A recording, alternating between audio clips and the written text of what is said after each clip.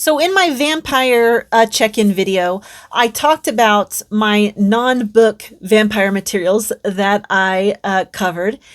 But the video was so long already. I just decided to like snip that out of that video and I'll just make it into its own video, into a separate video. So I just apologize in advance if anything ends up like cutting in weirdly. I think it'll be fine. But just in case, I'll just apologize in advance. So I subscribe to the Great Courses streaming service, which is called Wondrium. And they, coincidentally, I had no idea this was going to happen, but they put up a course called The Real History of Dracula right around the 15th of the month. And most of the Great Courses on the streaming service anyway are, anywhere between 20 and 30 lectures, 30-minute lectures.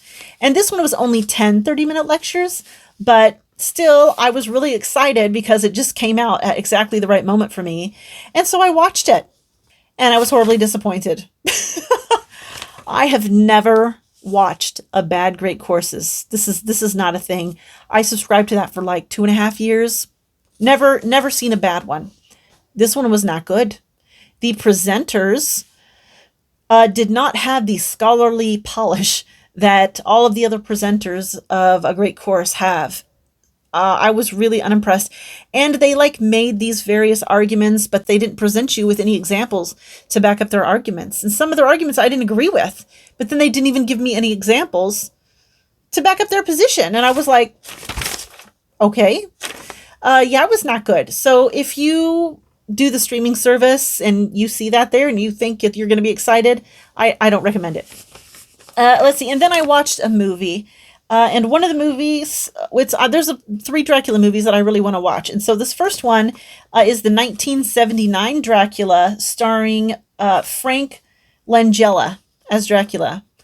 And that was the first vampire movie I ever saw, and I saw it when I was 6 years old. Really inappropriate for a 6-year-old to see, but somehow I saw it. And I absolutely loved the entire first half of that movie. So it's super cheesy poof. It is cheese all the way through. But Frank Langella's performance is awesome. And he was absolutely gorgeous when he was young. Those eyes are to die for. They are such a dark, deep brown. But anyways, the thing that impressed me with this movie is it was beautiful. The camera work in this was amazing. I couldn't believe how good the camera work is. Like, for example, there was this image of Renfield bringing in the crates of earth, and you get this fantastic view of the Great Hall when you first enter.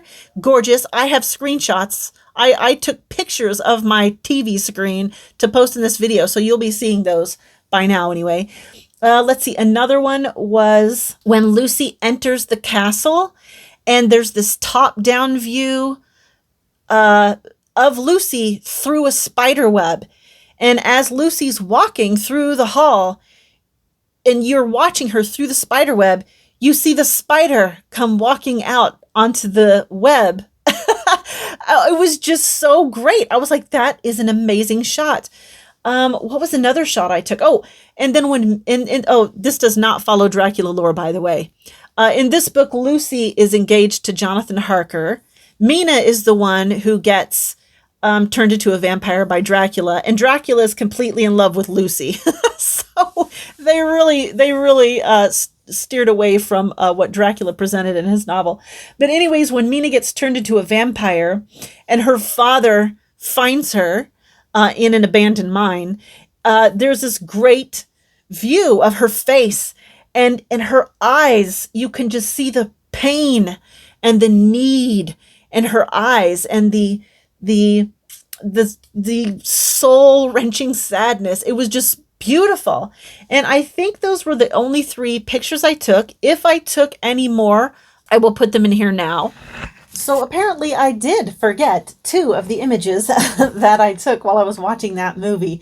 So in this one here, right after Mina is killed, Dracula decides that, as a gesture of goodwill or kindness or what have you, he invites both Lucy and her father to Carafax for dinner. So they're sitting here at dinner and they get into this very intense conversation. And while it's going back and forth between Dracula speaking and Lucy speaking, they are shooting their faces through the candles that are between them on the table. And I just thought that was absolutely beautiful. Just beautiful, beautiful shots.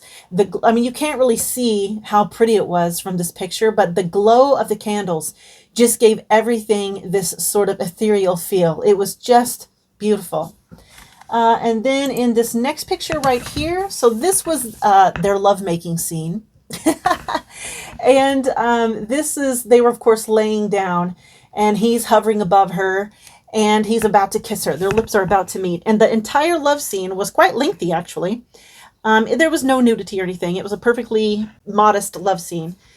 But the whole scene is bathed in these red beams of light. So it looks like, in what they probably are, is standing in front of a red light source, like a light with a red filtering glass on it.